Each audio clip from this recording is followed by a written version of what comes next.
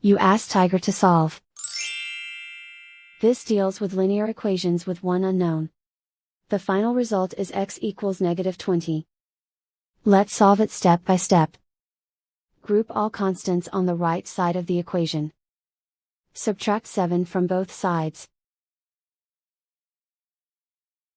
Simplify the arithmetic.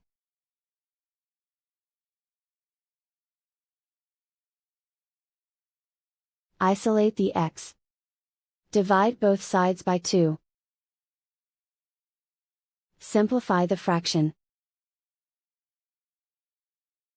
Find the greatest common factor of the numerator and denominator. Factor out and cancel the greatest common factor. And so the final result is x equals -20.